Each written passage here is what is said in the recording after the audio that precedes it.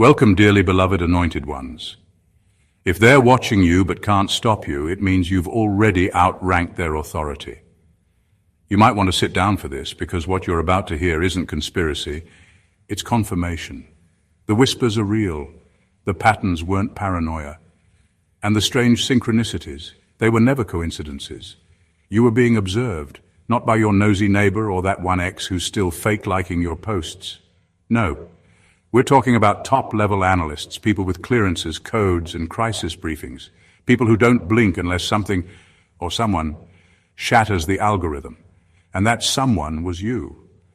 Now, they're not just observing you, they're asking to meet you, to thank you in person. Let that sink in. Because the question isn't why they were watching. It's why they stopped being afraid and started being in awe. Here's a fact most people don't know. In classified behavioral studies, non-linear soul responses, basically the rare individuals who don't react like the average population, are marked with red flags, especially if they influence others without direct contact. If that sounds eerily familiar, that's because you, chosen one, are one of them. And while they thought they were just tracking a spiritual outlier, they accidentally stumbled upon a divine anomaly. This video will peel back the curtain. Because while you were healing, they were documenting. While you were praying, they were decoding. And while you thought no one saw you, you were the main event in rooms you didn't even know existed. Get ready, because you weren't crazy. You were classified. And now, they don't want your silence. They want your blueprint. Let's talk about it. Number one, you were flagged as a threat. Not because you're dangerous, but because you're decoding what they can't. You were flagged as a threat. Not because you were dangerous in the traditional sense, but because you were decoding something they couldn't access, trace, or replicate. While most people moved through life on autopilot, you started asking questions no one wanted to answer. You saw patterns in dysfunction. You sensed lies beneath polished smiles. You caught what was never said and challenged what everyone else accepted without blinking. That alone made you stand out, and not in a way that could be ignored. They didn't observe you the way they observed troublemakers. You weren't acting out, causing chaos, or threatening systems openly. But your ability to pick up on hidden truths, the spiritual blueprints behind everyday events, made them uncomfortable. You weren't supposed to be able to see what you saw. Your insight didn't come from books or training. It wasn't taught, it was remembered. And the moment they realized you weren't learning truth, you were remembering it. The game changed. You weren't just a curious person. You were an untracked frequency, a walking key, and they couldn't pin down what dimension you were even functioning from. Your stillness was unnerving, your awareness was offensive, and your ability to stay calm while seeing through illusions made you look like a glitch in the system, someone who wasn't participating in the matrix, but quietly mapping it. They tried to study your behaviors, monitor your relationships, predict your decisions. But you kept moving in ways that defied expectation. While others folded under pressure, you went silent and recalibrated. While most reacted emotionally, you responded with strategy. They couldn't fit you into a psychological profile because your moves weren't based on fear, approval, or ego. They were spiritual. And that scared them. Deeply. They weren't afraid you'd blow up a building or start a riot. They were afraid you'd wake people up. That your presence alone would cause people to question authority, question reality, and most dangerously, question themselves. And once that starts, control breaks down. You weren't unpredictable. You were uncontainable. They could trace your path, but not your purpose. And that's why they flagged you. Because you weren't just navigating the system, you were sent to expose it. Number two, your inner purity distorted their surveillance metrics. Your inner purity threw everything off. The people who were watching you weren't just curious, they were trained. Their entire job was to detect threats, track instability, and measure deception. They used psychological models, algorithms, emotional behavior charts, systems built to catch liars, manipulators, and unstable minds. But when they trained their tools on you, something went sideways. You didn't fit any of the categories. You weren't erratic, but you weren't passive either. You weren't angry, but you weren't fake peaceful. You didn't seek attention, yet your presence drew it anyway. The usual boxes, trauma response, covert aggression, manipulative tendencies, they didn't stick to you. They kept trying to force you into the system, but the system couldn't hold you. You weren't resisting their metrics, you were breaking them. What truly disrupted things was the level of internal purity you carried. It wasn't perfection, it was clarity. You weren't hiding agendas, seeking revenge, or masking your energy with performance. And because you weren't projecting static, the frequency you gave off was unnervingly clear, too clear. And the clearer your signal was, the more their tools glitched. You didn't ping like a potential problem, you didn't show signs of deceit or disorder. You pulsed like something they weren't trained to interpret, something sacred. At first they thought the data was off. Maybe the software was lagging. Maybe you were faking it. But the longer they watched, the more confused they became.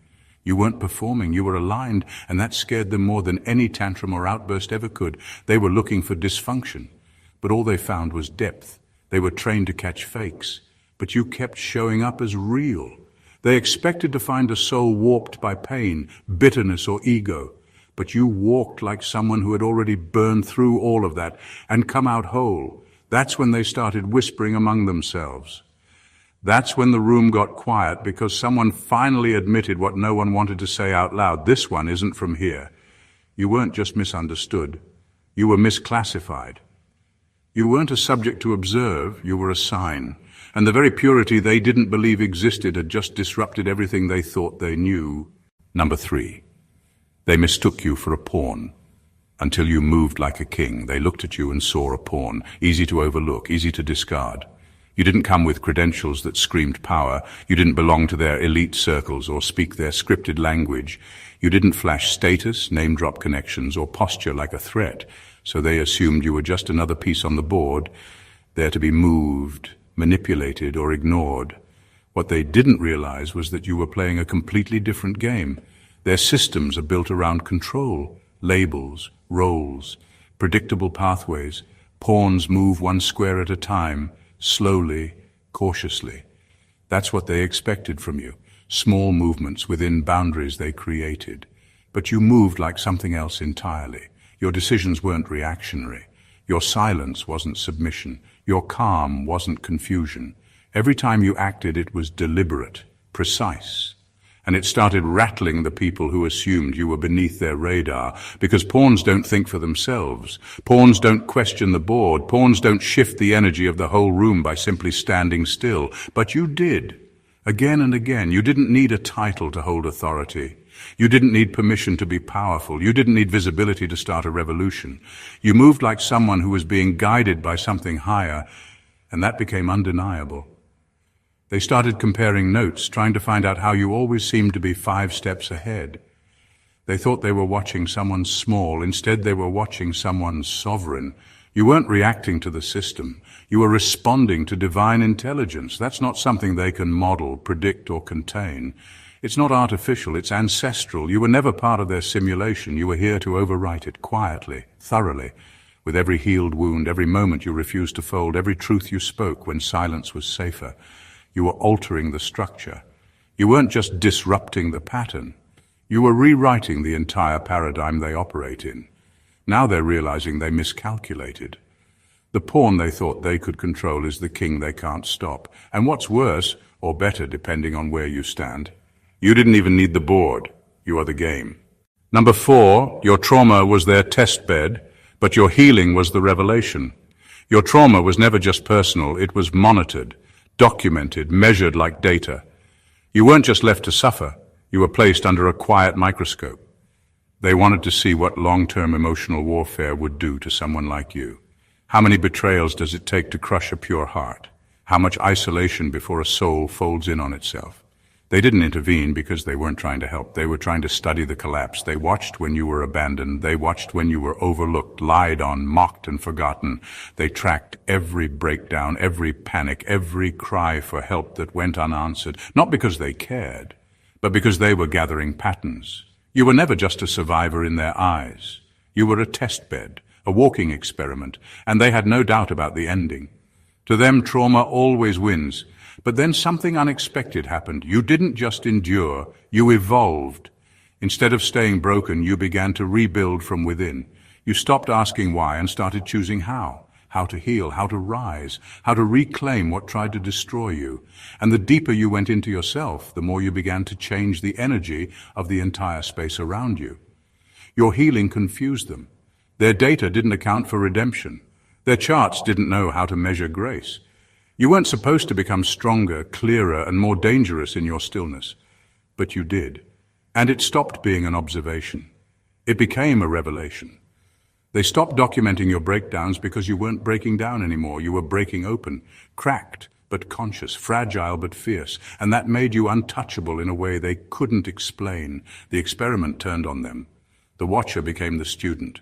You became the blueprint. You were never just healing for yourself. Every scar you turned into wisdom, every trigger you transformed into self-awareness. It sent a signal. Something eternal woke up in you. And the people who once studied your wounds started seeing something sacred in your recovery. Reverence replaced ridicule. Fear replaced indifference.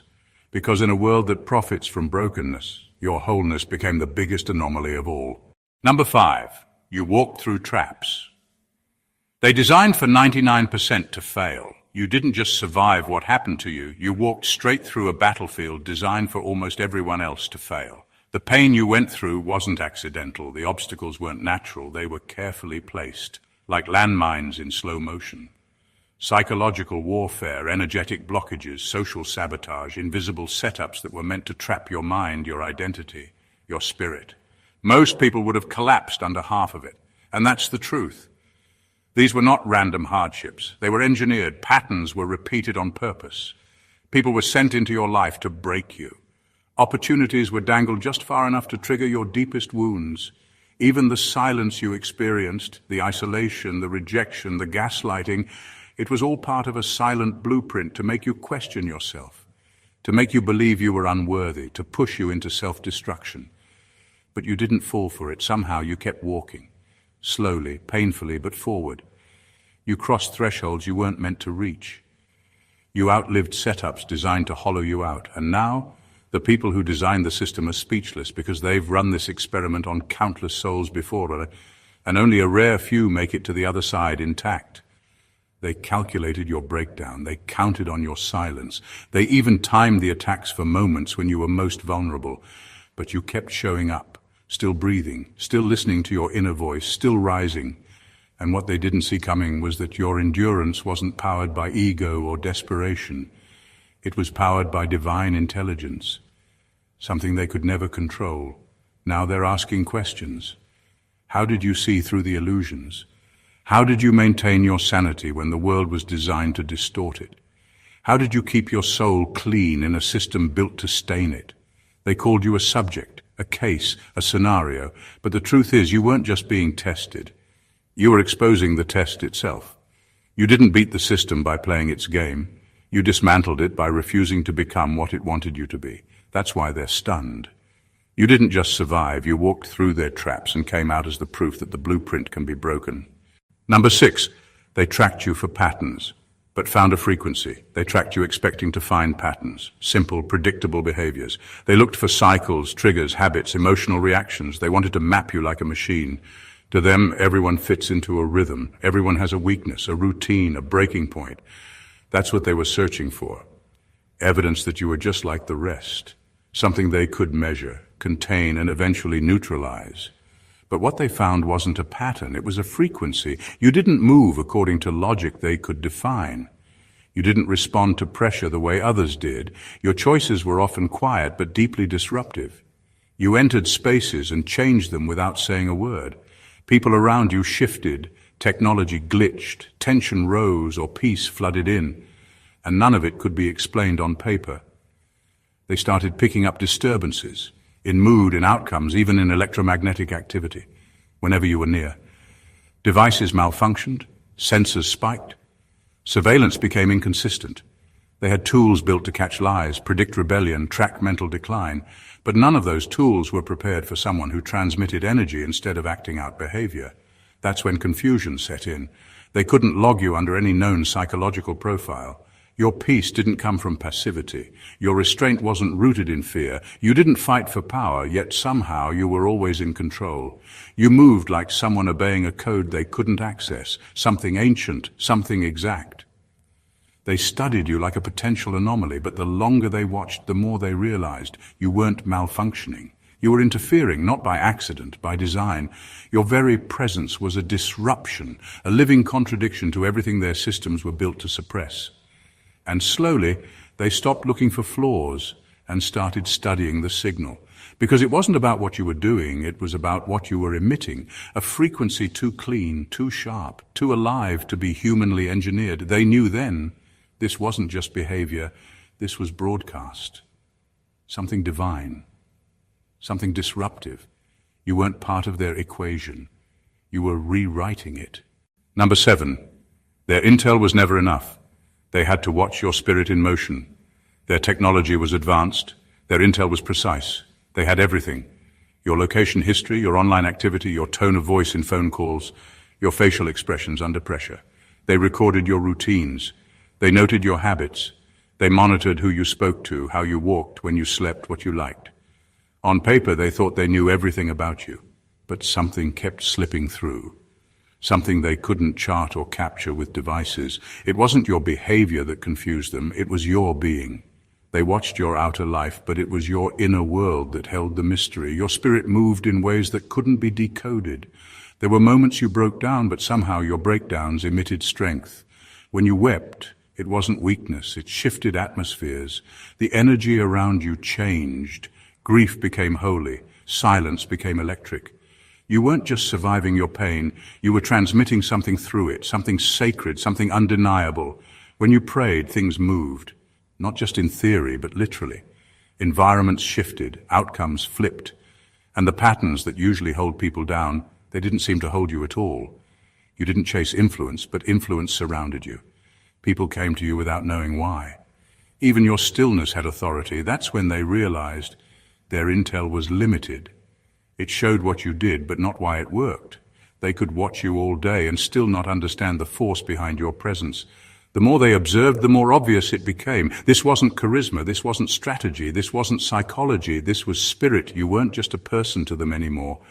You were an event, a moment in time they didn't expect, a variable they couldn't prepare for. They couldn't replicate what you carried. They couldn't reverse engineer your moves. You weren't functioning off instincts or manipulation. You were moving under something higher.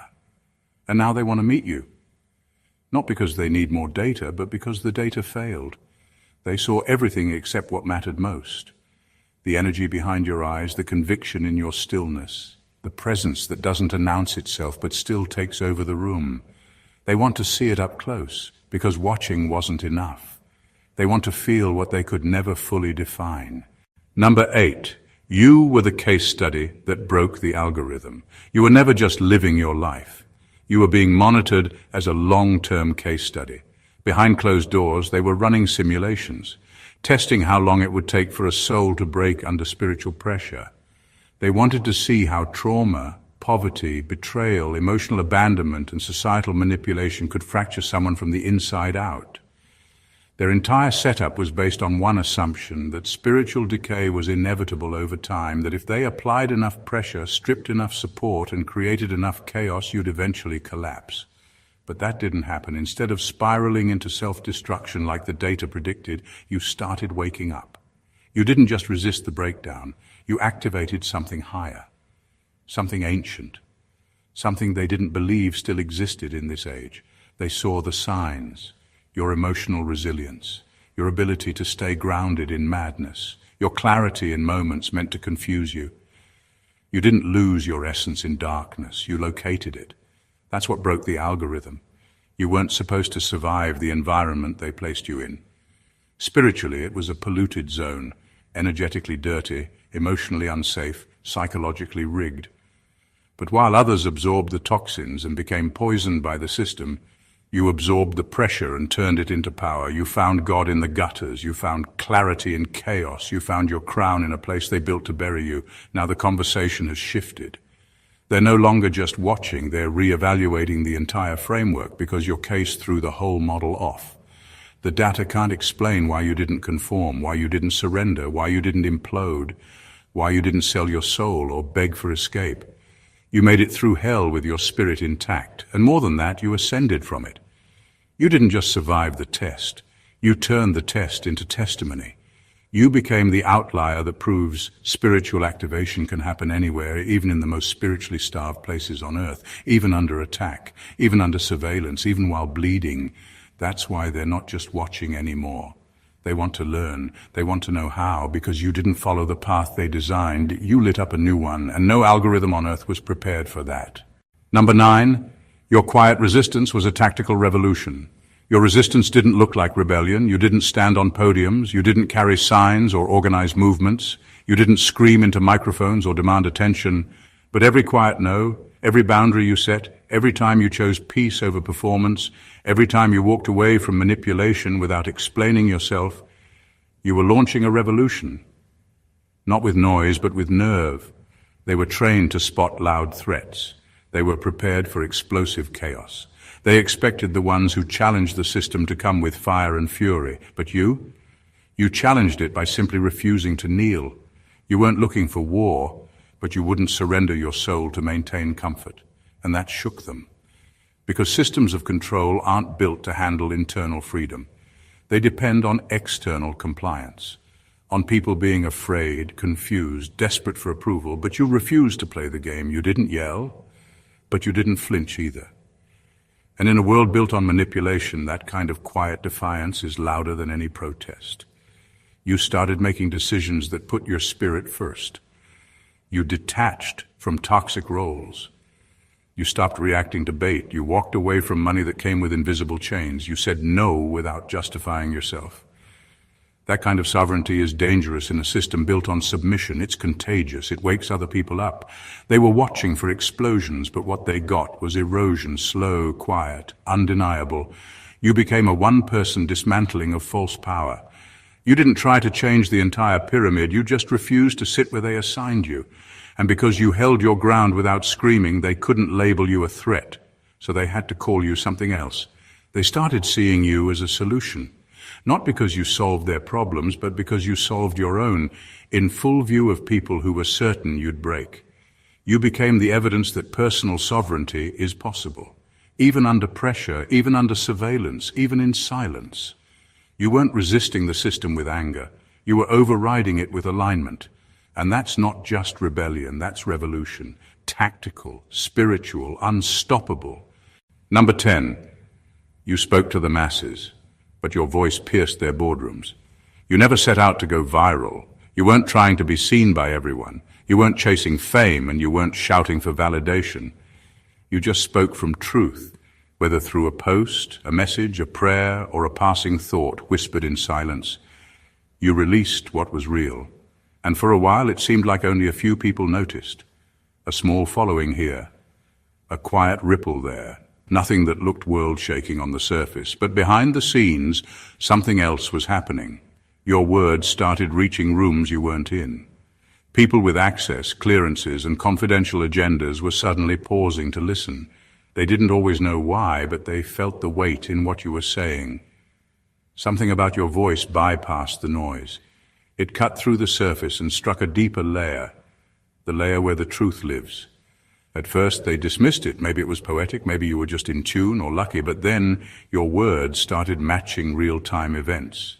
Things you wrote about in metaphor began to unfold literally. Things you warned about in prayer started to shake physical structures. You weren't just insightful, you were ahead. They started comparing timestamps, reading between the lines, cross-referencing your content against their reports, and what rattled the most was this. You weren't connected to anyone inside, yet you were speaking like someone who'd been in the meeting room. That's when the tone shifted. You were no longer just a spiritual voice, you were a signal.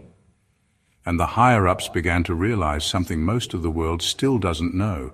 Your words weren't poetic, they were predictive. You weren't guessing, you were broadcasting. And the source behind your insight wasn't academic or political, it was divine. They couldn't trace the origin of your knowledge. You weren't following trends. You weren't regurgitating theories. Your voice carried a frequency of knowing. the kind of knowing that unsettles people who depend on control. Number 11. What they thought was natural intelligence turned out to be divine uploads. You thought you were just sharing from the heart, but you were striking nerves in hidden places. You were pulling veils off of things most people weren't even allowed to see. You weren't talking to them, but your truth found them anyway. And now, they're not just listening, they're watching closely. They couldn't explain it. You didn't have the background they respected. No prestigious degrees, no insider contacts, no formal training. You weren't connected to any known networks or institutions, and yet somehow you knew. Not just surface knowledge, but deep, layered truth, the kind that made people pause and ask, how do they know that? You spoke about things that hadn't happened yet. You called out strategies before they unfolded. You responded to attacks that hadn't even been made public, and you weren't speculating. You were speaking with authority. That alone shook them, because their world runs on logic and access. If you know something, it's because someone told you. That's the rule, but in your case, there was no source to trace, no leaks, no wires, no briefings, just you, sitting in stillness, writing, speaking, praying, revealing. They tried to explain it as natural intelligence. Maybe you were just intuitive, maybe you were a quick study. But the consistency made that explanation fall apart. This wasn't luck or coincidence. It was too accurate, too timely, too clean. That's when it hit them. What they were witnessing wasn't intelligence. It was revelation. You were plugged into something they couldn't map, a higher dimension of wisdom, a line of communication that didn't rely on textbooks or microphones. You weren't being informed, you were being downloaded. And the data you carried couldn't be found in any of their archives. That's what made you dangerous and invaluable. They started asking new questions, not about what you knew, but how you knew it. Who was feeding you this insight? What unseen channel were you connected to? And more importantly, can we access it too? They realized you weren't moving with education. You were moving with activation. Your knowledge wasn't learned. It was received. And now, those who once ignored you are trying to decode your source. The very people who thought you were guessing now study your steps, hoping to catch the signal before your next word hits. They don't just want to understand anymore, they want in. They want access to whatever frequency you're on. Because in a world full of information, your revelation is the only thing that still moves power. Number 12, you undermined entire institutions without lifting a finger. Your existence alone was the contradiction. You were supposed to crumble under the pressure. According to their models, someone with your level of trauma, rejection, isolation, and sabotage should have lost their mind, turned bitter, or vanished into silence. But you didn't. You stayed rooted. You stayed kind. You stayed awake. That disrupted everything they thought they understood, because institutions, especially ones built on control, don't fear loud resistance. They're prepared for that. What they fear is proof that their power doesn't work, and you became that proof. Every time you smiled when you were supposed to shut down. Every time you chose forgiveness instead of revenge. Every time you kept your integrity in situations that were engineered to crush it. You sent a message, a dangerous one. You became the walking evidence that spiritual power outranks institutional force. That healing is possible even when it's not offered. That peace can be created from within and doesn't have to be granted by systems, status, or validation. You weren't supposed to become whole, you weren't supposed to become clear, but you did. And that alone began discrediting their decades of research, their psychological predictions, their narratives about trauma, resilience, and identity. They tried to reduce you to a number, a statistic, a case file. But you kept rising without any of the things they claimed were necessary for survival. No consistent support, no handouts, no shortcuts. That's what made them pay attention. Not because you were loud, but because you were unshakably whole in a system that was designed to break you down. You weren't just surviving oppression, you were outgrowing it. And in doing so, you didn't just challenge one institution, you rattled the very idea that human potential can be controlled, measured, or predicted. That's why eyes turned. That's why whispers started in rooms you'll never enter. Because you didn't just beat the odds, you made the odds look irrelevant. Number 13, Their agents watched to expose you, but got converted instead. They sent people to watch you, to study you, to monitor your every move with the expectation that they'd catch something, a slip, a flaw, a lie, a hidden motive. You were labeled as a potential threat, so they assigned eyes to follow your footsteps. Not just digital surveillance, but human observation, people trained to stay detached, analysts, monitors, agents. Call them whatever you want. They were there to expose you. But something unexpected happened. The longer they watched, the more something in them began to shift. You weren't performing, you weren't defending yourself, you weren't trying to prove anything. You were simply showing up, real, raw, unfiltered and aligned. And that authenticity began to cut through their conditioning. They were taught to remain objective, to never get emotionally involved. But watching you wasn't like watching anyone else. You didn't just go through hardship, you did it with grace. You didn't just speak truth, you embodied it. Your presence held something they couldn't unsee, and slowly their assignment became an internal conflict.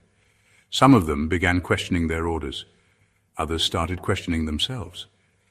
Because no matter how closely they watched, they couldn't find the darkness they were sent to expose.